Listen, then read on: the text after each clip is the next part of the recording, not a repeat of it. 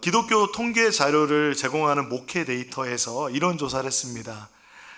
점을 본 적이 있습니까? 라는 질문을 했는데, 대한민국 국민들 중에서 아마 그분들이 이제 어떤 조사를 가지고 와서 이제 저희한테 제공을 하는 것 같아요. 목회자들한테. 국민들 중에 41%가 점을 본 적이 있다고 응답했습니다. 그 중에서요, 이 종교별로 보면은 불교가 62%, 불교 많이 보죠. 네, 불교 많이 봅니다. 천주교는 의외로 많습니다. 39%. 그리고 신기하게도 종교가 없는 사람이 종교를 찾아가서 점을 봅니다. 42%. 평균보다 높죠. 그런데 이 모든 평균에서 의외로 기독교인들이 몇 퍼센트? 23%가 점을 본 적 있다고 대답했습니다. 혹시 찔리지 않으십니까? 사람들이 주로 본 점이 어떤 점일까요? 우리가 잘 아는 사주팔자. 내 삶이 어떨까? 내 운세가 어떨까? 그 다음은 매해 보는 토정비결. 여기까지 이거 문화 아닙니까? 이렇게 생각하시는 분도 계실 수 있습니다. 그렇기 때문에 보는 것 같기도 하고요. 근데 20대들 가운데는요, 55%가 본 점이 있는데 그 점이 뭐냐면 타로점입니다. 20대는요, 타로점을 선호하는 것으로 나타났습니다. 그런데 그들이 왜 이 점을 보느냐, 관심 있는 운세가 뭐냐면 1등이 71%로 재물운을 받고요. 두 번째가 뭐겠습니까? 건강운입니다. 내가 건강할까? 그런데 점을 보는 가장 큰 이유가 무엇이냐면 내 삶의 전반적인 인생사, 즉 운세가 궁금해서 점을 보는 것으로 나타났습니다. 그래서요, 이 사실로 볼 수 있는 것은 사람들은 현재의 삶이 불안하다라는 것입니다. 그리고 미래가 불투명하다 느끼기 때문에 점을 보고 있다라는 것으로 통계 자료는 알려주고 있습니다. 그런데 놀라운 거는요, 이 사람들이요, 점을 치는 것과 점을 믿는 것은 또 다른 문제 같아요. 그래서 일반 사람들은, 국민들은 21%만이 점을 신뢰합니다. 그런데 생각해보면 41%가 점을 치니까 반은 믿으니까 어떻게 보면 많이 믿는 거죠. 그렇죠? 그런데 개신교인들은 21%가 점을 본 적이 있는데 그들 중에서 6%만이 믿는 겁니다. 낮은 거죠. 그러면 믿지도 않을 점을 왜 쳤을까요?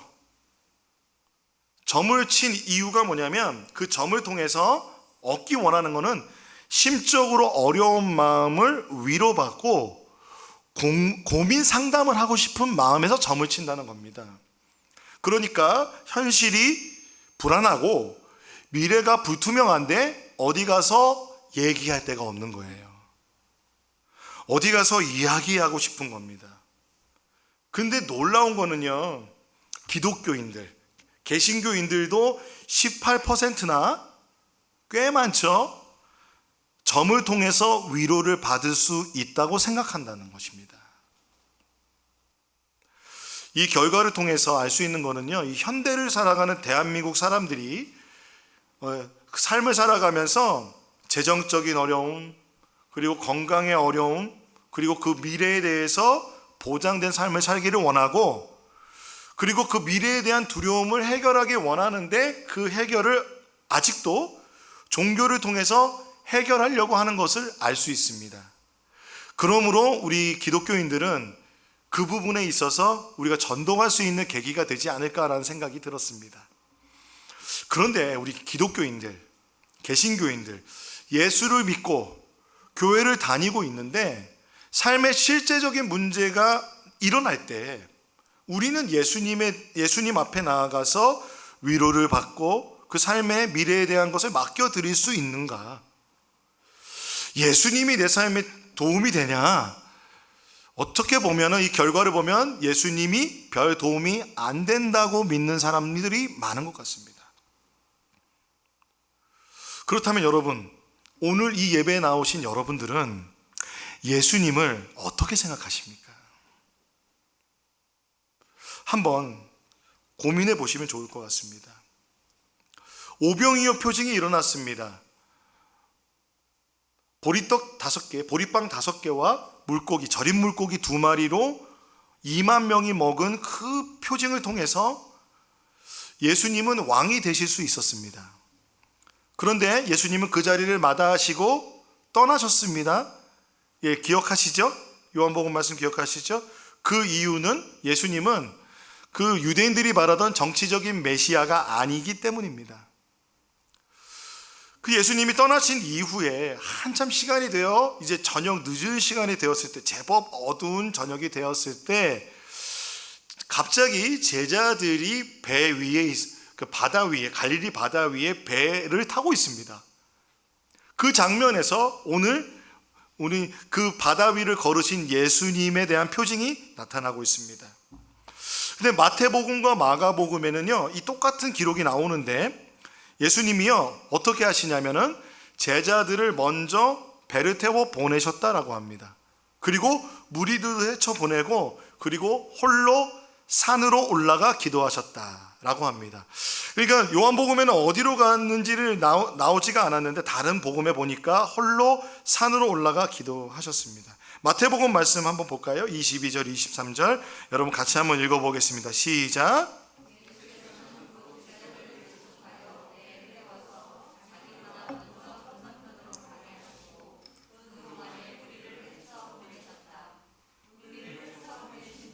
예수께서는 따로 기도하시려고 산에 올라가셨다.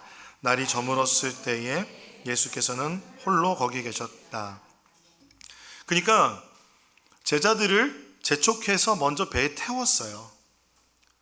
그리고 자기 먼저 건너편에 가도록, 이 건너편이라는 건 어디냐면은 지금 여기서 우리 본문에서 본 가버나움이라는 곳입니다. 그러니까 베세다에서 가버나움으로 가는 겁니다. 보내셨습니다. 그동안에 무리를 해치셨어요. 그러니까 그 사람들을 다 집으로 보내고 예수님은 그 왕이 될 수 있는 기회, 그 기회를 잡지 않으시고 기도하러 산으로 올라가셨습니다. 예수님 참 멋진 분이시죠. 그래서 결과적으로 예수님과 제자들은 떨어져 있는 상황입니다. 물리적으로, 지리적으로 떨어져 있습니다. 제자들이 탄 배는 육지에서 멀리 떠나져 있었고 그리고 예수님은 어디에 계셔요? 홀로 산에서 기도하고 계셨습니다. 그런데 갑자기 풍랑이 불기 시작하고 제자들이 풍랑에 시달리는 상황이 발생했습니다. 마태복음 14장 24절을 같이 읽어보겠습니다. 시작. 제자들이 탄 배는 그 사이에 이미 육지에서 멀리 떨어져 있었는데 풍랑에 몹시 시달리고 있었다. 바람이 거슬러 불어왔기 때문이다. 바람이 거슬러 불어오는 풍랑을 만났습니다. 그 제자들이 탄 배는 육지에서 이미 멀리 떨어져서 목적지로 가고 있었고 그리고 풍랑에 몹시 시달리는 상황이 되었습니다. 여러분, 이게 갈릴리는 호수입니다. 내륙에 있는 호수인데요. 그런데 뭐라고 부르냐면은 바다라고도 부릅니다. 디베리아 바다라고도 부릅니다. 갈릴리 호수 정도면은 이렇게 엄청나게 커서 그 자체가 호수라기보다는 바다처럼 보이는 겁니다. 그리고 바다와 같은 일이 일어납니다. 제가 몽골에 간 적이 있는데요. 홉수굴이라는 호수가 있어요. 그 호수를 가면은 꼭 배를 타고 어디를 갑니다. 어디를 가는데 그곳이 어디냐면은 이렇게 그 코브라고 아십니까? 여러분 이렇게 툭 튀어나온 지형 있잖아요. 이렇게 바다가 있는데 이렇게 호수가 있는데 그 안에 육지가 이렇게 튀어나와 있어요. 그리고 거기는 이렇게 산처럼 언덕이 되어서 그 위에 올라가면은 호수 전체를 볼 수 있는 거예요. 사람들이 바람을 맞으면서 막 배를 타면서 막 물 맞으면서 거기를 가요. 왜 가는지 모르겠어요. 꽁꽁 싸가지고 우비 있고 막 그러면서 거기를 가요. 그리고 올라가서 딱 보는 순간 왜 올라왔는지 알아요. 호수가 전체로 보이는데 정말 신기한 광경은 뭐냐면 그곳에서 이렇게 왼쪽으로 내려오면은, 제가 보는 왼쪽으로 내려오면은 거기는 내려왔을 때 호수 같아요. 잔잔한 호수예요. 물이 잔잔해요, 진짜로. 그런데 오른쪽으로 내려오면 바람이 불어서 파도가 치면서 바다처럼 되어 있어요. 그리고 거기에는 백사장이 쫙 깔려 있어요. 그럼 누가 봐도 바다처럼 보여요. 너무 놀라운 광경을 볼 수 있는데, 아마 저는 갈릴리를 못 가봤습니다. 저는 목회하면서 한 번은 꼭 갈릴리 가서 그 베드로가 잡았던 그 고기 구워서 먹고 싶습니다. 이 모습이 저는 이해가 돼요. 이 제자들의 모습이 이해가 돼요. 바다에 그 모터보트를 타고 갔지만 그 배를 타고 가는 와중에 바람이 불고, 바람이 그냥 우리가 상상하는 이상의 바람이 불거든요. 요한복음이 이 상황에 대해서 어떻게 표현하고 있는지 우리 요한복음 말씀을 읽어보겠습니다. 시작. 날이 저물었을 때에 예수의 제자들은 바다로 내려가서 배를 타고 바다 건너편 가버나움으로 갔다. 이미 어두워졌는데도 예수께서는 아직 그들이 있는 곳으로 오시지 않았다. 그런데 바람이 불고 물결이 사나워졌다. 그리고 예수님을 태우려고 기다렸었을까요? 그게 가는 길인데 예수님이 아직 그들의 있는 곳으로 오지 않았다고 말합니다. 예수님이 멀리 계십니다. 기도가 끝나지 않았는지 예수님이 오시지 않았음에도 불구하고 그들은 베세다에서 가버나움으로 가고 있었습니다. 그런데 이 시간이 언제냐면은 날이 저물었을 때이고 굉장히 그 저녁에 캄캄한 밤 시간입니다. 밤이 깊어가면 어떨까요? 바다는, 그리고 그 호수라는 곳은 상황을 예측할 수가 없잖아요. 그런 상황인데 이 상황 속에 제자들은 바다를 건너고 있었습니다. 그리고 바다의 풍랑 한가운데 이제 바람이 거꾸로 부는 상황 속에서 매섭게 부는 바람 속에 물결이 사나워지는 상황을 맞이하였습니다. 그런데 지금 본문에 의하면 예수님이 거기 함께 계시지 않았습니다. 여러분, 제자들은요, 이 갈릴리 출신들이 있었습니다. 그렇다는 것은 그만큼 그 갈릴리 바다를 잘 알고 그들이 예수님이 태워졌다고 하더라도 베세다에서 가버나움까지 갈 때 오늘 본문에 보면 약 10여리를 갔다고 그러거든요. 약 5, 6km를 갔어야 돼요. 그 길을 가는 동안 배를 타고 가기로 하는 결정을 한다는 것은 이 사람들은 이 여행을 할 수 있다라고 판단한 겁니다. 바다의 어부들이 물결이 심할 때 절대로 배 타지 않습니다. 절대로 타지 않아요. 왜냐하면 바다 무서운 거를 배 사람들이 더 잘 알아요. 그러니까 이 사람들의 계획은 아마 자기네들 먼저 가서 나머지 제자들이 태워다 주고 예수님 기도하고 계시니까 예수님한테 가서 예수님 모시고 다시 가버나움으로 갈 계획이지 않았을까 생각을 해보았습니다. 그래, 그들이 익숙하게 바다를 건너가고 배를 저어서 가고 있는데 그들이 바다 한가운데서 갑자기 풍랑을 만난 겁니다. 예상하지 못한 바람을 만난 겁니다. 여러분, 이와 같이요, 인생을 살아가다 보면 우리의 인생이 아무런 그런 고통과 고난 없이 지나갔으면 좋겠는데 갑자기 찾아오는 고난이 있습니다. 손님처럼 갑자기 찾아와요. 예상하지 못했는데 찾아오는 고난이 있습니다. 거꾸로 불어오는 바람처럼 그 고난 속에 우리는 그 상황 속에 닥쳤을 때 하나님의 임재, 예수님의 임재를 생각하기보다는 예수님의 부재를 느낍니다. 예수님이 정말 계실까? 그 상황 속에 나 혼자 덩그러니, 우리만 덩그러니 남아있는 그 느낌을 받을 때가 있습니다. 여러분, 이런 고통과 고난이 반가우십니까? 아마 그렇지 않을 겁니다. 팀 켈러의 고통에 답하다라는 책에 보면요, 원래 전통적으로 사람들은, 그러니까 고통과 고난에 대해서 한 4가지 정도 입장이 있어요. 운명론, 또 하나는 초월적으로 생각하는 사람, 또한 이원론자들, 그리고 윤리적인 관점, 이 4가지 관점으로 대처합니다. 전통적으로요. 그런데 이 대처하는 전통적인 방법들이 다 다르지만 공통적인 게 있어요. 뭐냐면 고난을 인간의 삶에서 필수적인 요소로 가르친다는 겁니다. 그게 뭐예요? 고난이 온다. 삶을 살다 보면 고난은 반드시 있다라고 가르치는 겁니다. 그런데 이 고난을 통해서 어떻게 하기를 원하냐면은, 많은 가르침들은, 철학이나 종교들은 인간 존재가 성장하고 삶의 목적을 이루어가는 것이 이 고난이다라고 생각합니다. 그러므로 고난이 때로는 우리의 삶을 어렵게 하지만 그 자체가 삶의 어떤 목적을 향하여 나아가는 성장의 계기가 될 수 있다는 겁니다. 그런데 그것이 성장의 계기가 되느냐 안 되느냐라는 것은 어떤 관점이냐면 자기 하기 나름이다라고 가르칩니다. 이 고난에 대해서 어떻게 내가 대하고 있는가, 그것이 중요하다는 것입니다. 그런데요, 현대를 살아가는 우리는 어느 순간 그 현대의 세속주의적인 입장을 받아들이는데요, 이 고난 자체를 사고 정도로 여깁니다. 그러니까 실존하는 어떤 인간의 삶에서 반드시 있어야 되는 것이 아니라, 어떤 선하거나 악하거나 의미가 아니라 고난은 그냥 고난일 뿐인 거예요. 따라서 현대인들에게 이 고난은요, 무엇이냐면 우연히 내 삶에 갑자기 찾아온 불운입니다.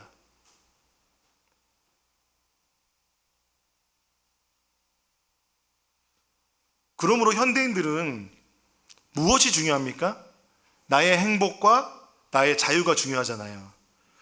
그러다 보니까 이 고난은 우연히 막닥뜨린 불운이잖아요.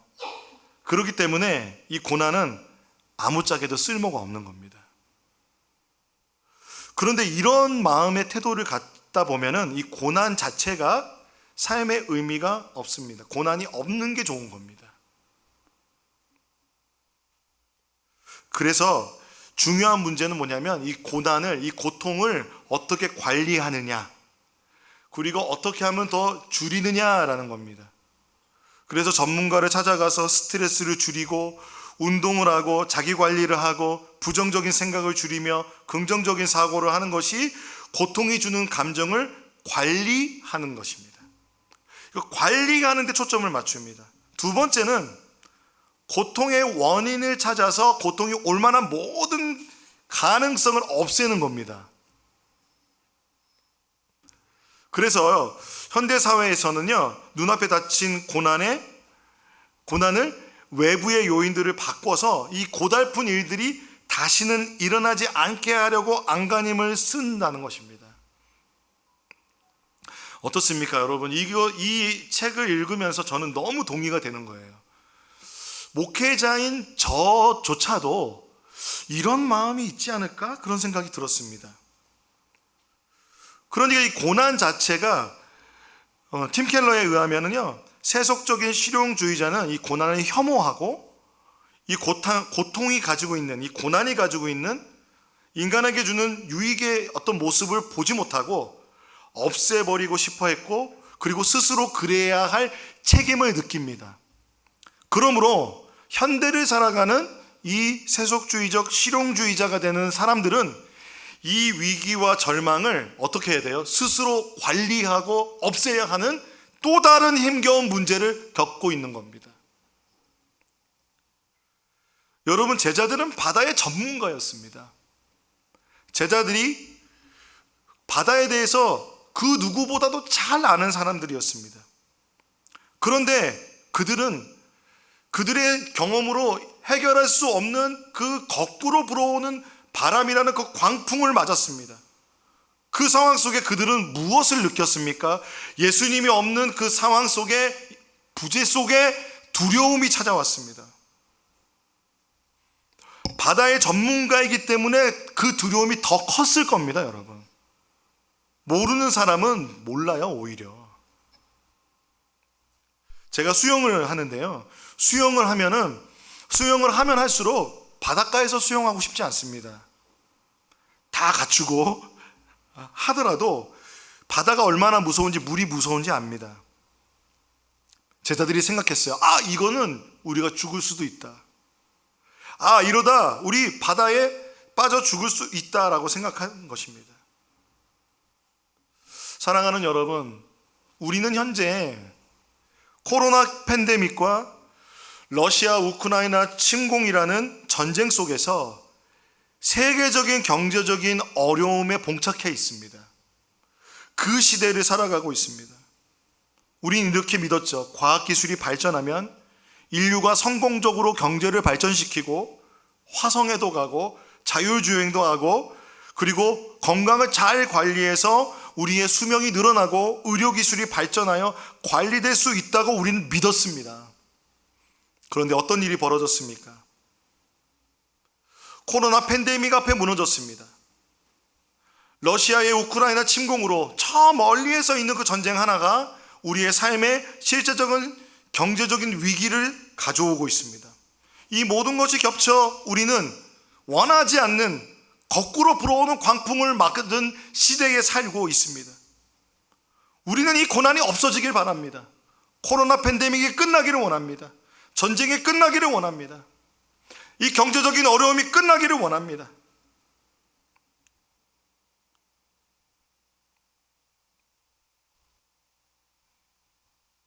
그런데 우리 눈에 예수님이 보이지 않습니다. 그래서 더 두렵습니다. 제자들은 그 상황 속에 더 노를 저어야 했습니다. 반대편으로 가기 위해서. 그 제자들처럼 우리는 그 두려움 속에, 어려움 속에 우리의 삶을 살아가야 하기 때문에 계속 우리의 삶 속에서 하루하루를 노를 저으며 살아가지 않으십니까? 이렇게 가다 보면 내 인생의 목표점에 도달해 있을 거야 라고 혹시 생각하면서 말입니다. 예수님이 보이지 않는 바로 그때에, 그런데 요한복음 6장 19절에 제자들이 배를 저어서 시베리쯤 갔을 때였다. 우리처럼요. 돌이킬 수 없는 거예요. 시베리 갔으면 가버나움으로 가야 돼요. 돌이킬 수가 없어요. 그런 상황 속에 그들은 예수께서 바다 위로 걸어서 배에 가까이 오는 것을 보고 무서워하였다 라고 말합니다. 저는 먼저는 이것을 보셔야 됩니다. 예수님이 그 풍랑의 바다를 걸어서 그들에게 오셨습니다. 예수님은요, 이 고난의 바다, 이 팬데믹의 바다, 이 전쟁의 바다, 경제적인 어려움의 바다의 그 위를 걸어서 다가오시는 분이십니다. 우리가 이 고난과 고통의 문제, 삶의 어려운 문제를 닥쳤을 때 우리는 그냥 이것이 불운이라고 생각하기 때문에 하나님 왜 이걸 나에게 주셨어요? 하나님 어디 계셨어요? 하나님 원망합니다. 하나님 왜 나를 외면하셨나요? 나 이렇게 힘들게 살도록 왜 나를 그대로 두시나요? 생각하지 않으십니까? 그런데 사랑하는 여러분, 사실 성경은 말해줍니다. 하나님은 우리를 불쌍히 여기시고 우리를 사랑하시어 우리에게 가까이 다가오시는 하나님이십니다. 바다 위를 걸어오셨다는 것은 그들이 겪고 있는 그 두려움 한가운데 가까이 오셨다는 것입니다. 예수님은 우리를 사랑하십니다. 우리가 고난 속에 있을 때 그 괴로움을 당하는 것을 보고 계시고 마음 아파하십니다. 예수님이 우리를 좋아하시고 사랑하셔서 이 땅에 성육신 하셨습니다. 이 땅에 오심은 우리를 사랑하시고 우리를 불쌍히 여기심이며 우리를 좋아하심입니다. 마가복음은요, 이 내용, 이 기사의 같은 내용을 이렇게 표현합니다. 제가 읽어드릴게요. 날이 저물었을 때에 제자들이 탄 배는 바다 한가운데에 있었고 예수께서는 홀로 무태에 계셨다. 그런데 예수께서는 그들이 노를 젓느라고 몹시 애쓰는 것을 보셨다. 보셨습니다. 그 풍랑 가운데 어떻게 보셨을까요? 예수님은 그 사랑의 눈으로 그 애쓰는 것을 보셨습니다. 바람이 거슬러 불어왔기 때문이라고 말합니다. 근데 그 이른 새벽, 이게 언제냐면요, 새벽 3시나 4시쯤입니다. 얼마나 그들이 고통당하고 있었는지를 알 수 있습니다. 제자들이 얼마나 힘겨웠는지를 알 수 있습니다. 바다 위를 걸어서 그들에게 가시다가 그들을 지나쳐 가려고 하셨다라고 합니다. 예수님 놀리시는 것도 아니고 왜 지나쳐 가시죠? 아니요. 영어 성경에 보면요, 예수님이 그들을 볼 때 이렇게 봐요. Making headway painfully. 그러니까 고통스럽게 노를 젓고 있는 걸 알았어요. 애쓰고 있다는 것은 고통스럽게 노를 젓고 있는 그들의 삶 가운데 예수님께서 바다 위를 걸어가시는데 그냥 지나쳐가는 게 아니라 영어를 보면요, He came to them walking on the sea. He meant to pass by them. 그들 곁을 지나는 것을 의미하셨다는 겁니다. 제가 영어 잘 못하지만 pass by, 그들 옆으로 지나가시는, 바로 옆에, 바로 곁을 지나 그 제자들 옆으로 지나가신다는 겁니다. 제자들의 그 고통스러운 배 바로 옆으로 가셔서 물 위를 걸어가시면 제자들이 예수님의 모습을 보고, 아, 예수님이 물 위를 걸으셨구나. 이 거꾸로 부는 바람에 나타난 그 풍랑의 그 파도도 이기시고 그 위로 걸어오신 예수님, 와, 우리가 고통스럽고 애쓰게 지금 적고 있는 이 노저음이 끝나겠구나 라고 생각할 줄 아셨던 거 아닐까요? 그런데 제자들의 반응이 뭐였습니까? 유령이다 그러는 거예요. 우리나라 말로 귀신이다. 바닷가 사람들이 귀신 무서워합니다. 농촌보다 어촌이 귀신 엄청 무서워합니다. 제주도는요, 그래서 이사도 제대로 못 가요. 그만큼 많은 사람이 바다에 빠져 죽기 때문에 더 많이 무서워하고, 그리고 거기서 걸어오는 존재는 유령인 겁니다. 귀신인 겁니다. 그들이 그런 이야기들을 많이 들었을 거고, 바닷사람이고 예수님의 제자임에도 불구하고 그들은 유령이다 하며 여전히 두려워하고 무서워했습니다. 왜 그럴까요? 예수님을 보고도 두려워했다는 것은 그들은 예수님을 그저 인간의 하나로 생각하고 있었습니다. 선지자나 왕 정도로 생각한 거예요. 오병이어의 놀라운 표징을 경험했지만 그들에게는 예수님이 하나님이 아니었고 그냥 왕이나 선지자, 기적을 일으키는 선지자 중에 하나로 생각했다는 것입니다. 그래서 마가복음에 보면요, 이렇게 되어 있어요. 그들은 빵을 먹이신 기적을 깨닫지 못하고 마음이 무뎌져 있었다. 이것이 우리의 영적인 상태입니다. 예수님의 부재는 사실 우리가 예수님을 보지 못함일 수 있습니다. 예수님을 인식하지 못함일 수 있습니다. 요한복음은 이렇게 되어 있습니다. 참 빛이 있었다. 그 빛이 세상에 와서 모든 사람을 비추고 있다. 그는 세상에 계셨다. 세상이 그로 말미암아 생겨났는데도 세상은 그를 알아보지 못했다. 알아보지 못하였습니다. 옆에 있어도 알아보지 못하였습니다. 하나님은 세상을 사랑하시고 좋아하셨습니다. 이번 주 금요기도에 오신 선교사님이 말씀하신 것처럼 사랑은 좋아하는 겁니다. 예수님 우리를 좋아하셔서 우리에게 오셨습니다. 책망하실 만도 하잖아요. 왜 못 알아보냐. 그런데 예수님 그들을 불쌍히 여기셔서 그들 곁에 걸어가시면서 유령이다 라고 말하며 두려워하는 그들에게 말씀하십니다. 나다, 두려워하지 말아라. 나다, 두려워하지 말아라. 오늘 설교 제목처럼 개역개정에는 내니 두려워 말라. 찬양에도 있잖아요. 내니 두려워 말아라. 저만 아는 찬양인 것 같습니다. 샬롬이라는 찬양인데 꼭 한번 들어보세요. 이번 주에 계속 이 찬양도 생각나더라고요. 샬롬, 샬롬, 샬롬. 샬롬만 여러 번 불러요. 내니 두려워 말아라. 주님 말씀하시는 거예요. 고난 가운데 예수님은 함께 동행해 주시는 여호와 하나님이십니다. 여러분 믿으십니까? 이 요한복음에서는요, 이 기사를 지금 바다 위를 걸어오는 이 기사가 오병이어와 생명의 빵을 나누는 그 기사 사이에 두었어요. 어떤 의도가 있는 거죠.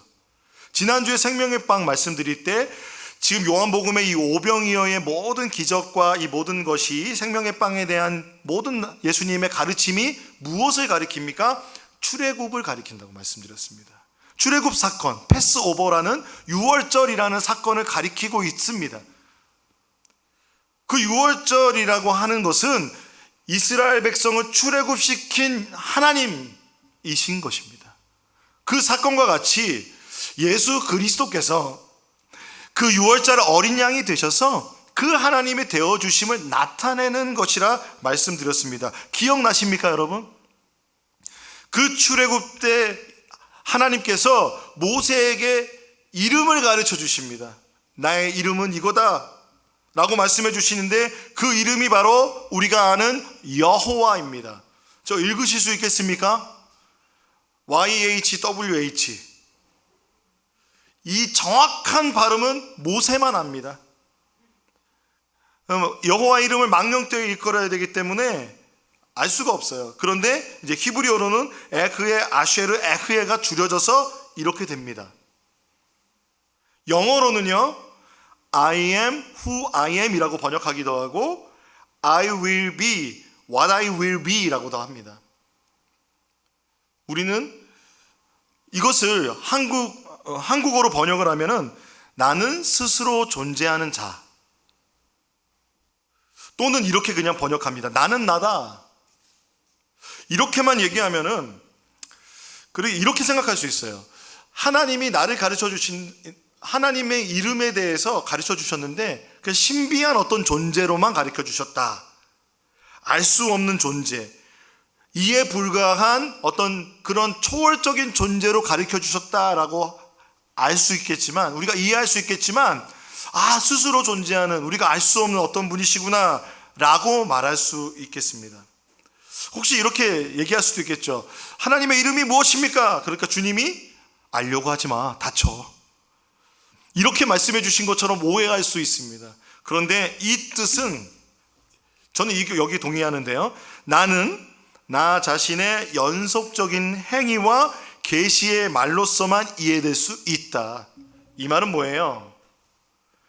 하나님은 하나님의 뜻을 나타내시고 하나님의 그 일들을 나타내시며 계시해 주시는 그 말씀을 통해서 이해될 수 있도록 계시해 주시는 하나님이시라는 거예요.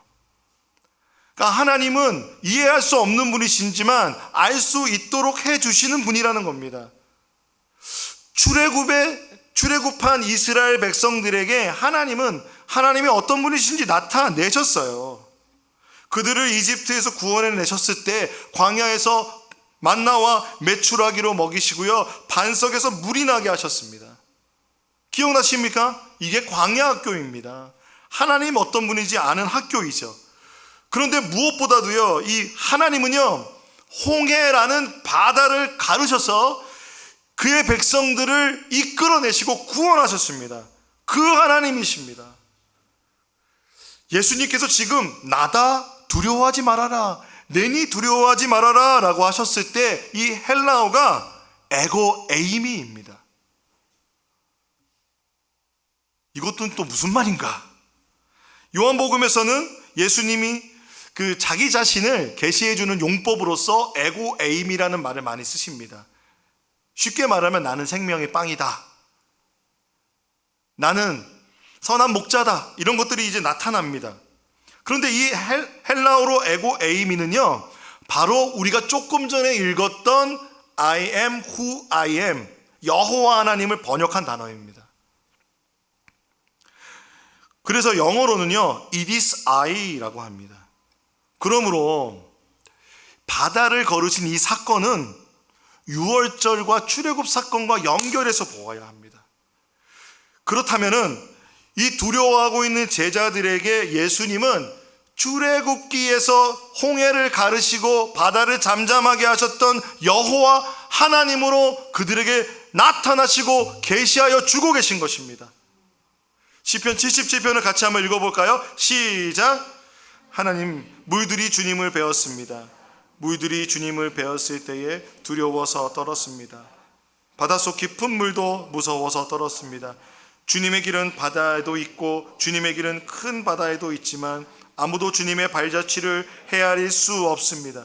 바다를 창조하신 하나님, 그래서 그 물들, 바다도 두려워하는 하나님, 그 하나님께서 바다 위를 걸으시고 그 그 바다 위에도 발자취를 남기시며 길을 내시는 분이십니다. 여호와 하나님은 이 갈릴리 바다와는 상대도 되지 않는 홍해라는 바다를 건너게 하셨습니다. 그 하나님이 예수 그리스도이십니다. 에고에임이라는 단어를 사용하셔서 자신이 바로 그 존재, 그 하나님이다 라고 말씀하신 것입니다. 내가 그 하나님이니까 두려워하지 말아라. 두려워하지 말아라. 이사야서 43장의 선언과 같이 주님께서 이렇게 말씀하십니다. 너희는 나의 증인이며 내가 택한 나의 종이다. 이렇게 한 것은 너희가 나를 알고 믿게 하려는 것이고 오직 나만이 하나님임을 깨달아 알게 하려는 것이다. 나보다 먼저 지음을 받은 신이 있을 수 없고 나 이후에도 있을 수 없다. 내가 곧 주인이 나 말고는 어떤 구원자도 없다. 여러분 믿으십니까? 유월절 어린 양 되시는 예수 그리스도께서 십자가의 고난과 부활의 승리로 우리의 그 구원을 완성하여 주셨습니다. 그 하나님은 바로 풍랑 가운데서도 걸어가시며 길을 내시는 여호와 하나님이십니다. 예수님은 바로 그 하나님이십니다. 사랑하는 여러분, 우리의 삶에 갑자기 닥친 고난의 문제, 삶의 미래의 두려움, 삶의 현실의 문제, 여러분 예수님께서 해결해 주실 수 있을까요? 없을까요? 의심합니다. 우리는 의심하지만 주님 말씀하십니다. 내가 그 하나님이니 두려워하지 말아라.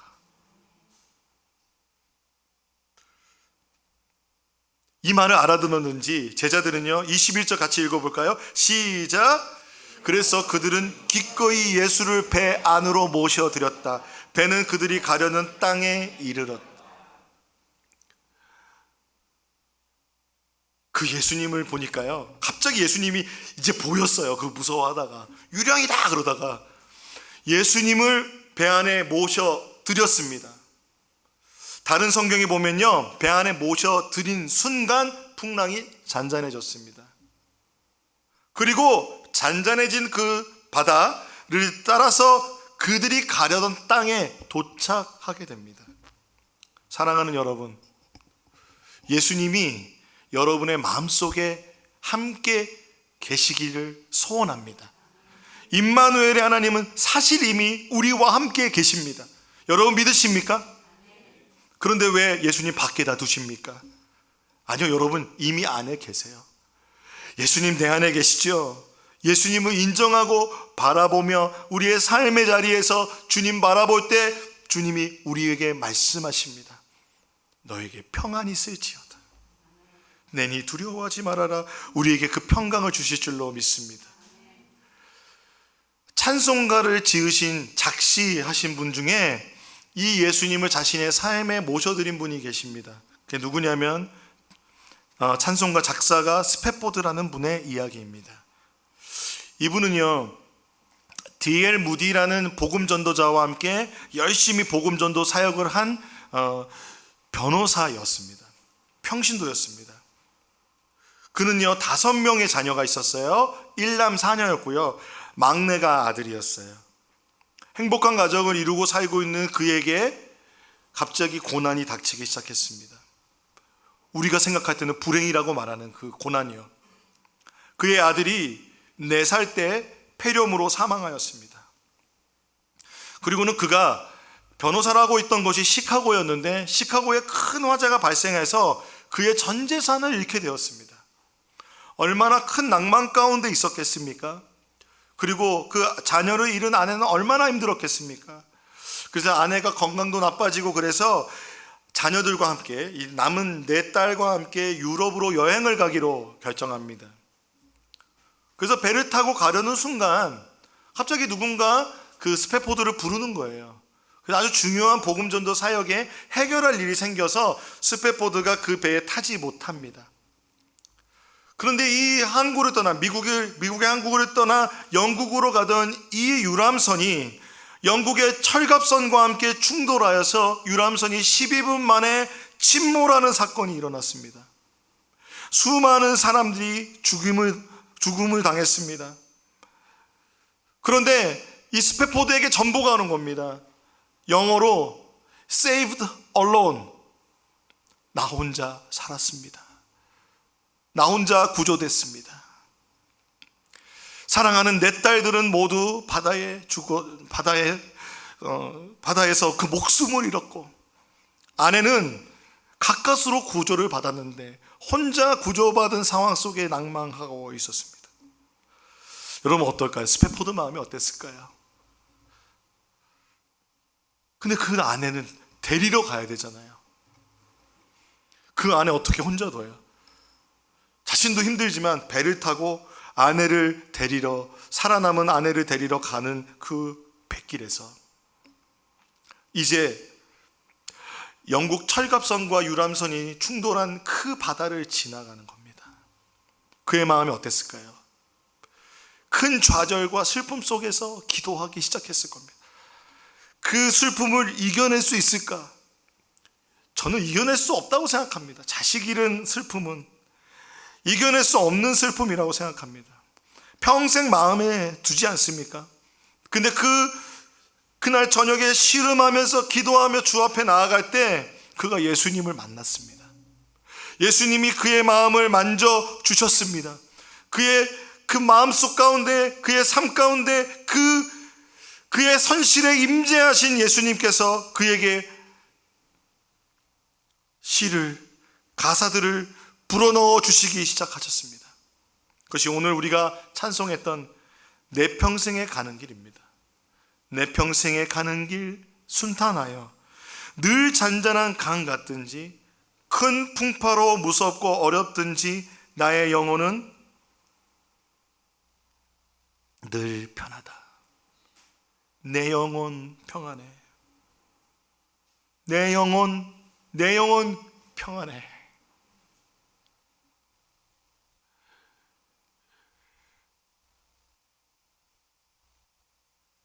살아계신 예수 그리스도께서 우리의 삶 가운데 함께 하신다면 고통과 고난의 문제는 전혀 다른 문제가 됩니다. 하나님은 절대로 우리 보고 견뎌내라, 이겨내라 말씀하지 않으십니다. 아니요, 예수님은 내니 두려워 말아라. 내가 네 옆에 있어. 그런데 내가 그 하나님이야. 그 살아계신 하나님이야. 여러분, 그 하나님이 여러분과 함께 하는 것이, 그 예수님을 여러분의 마음에 모셔드리지 않으시겠습니까?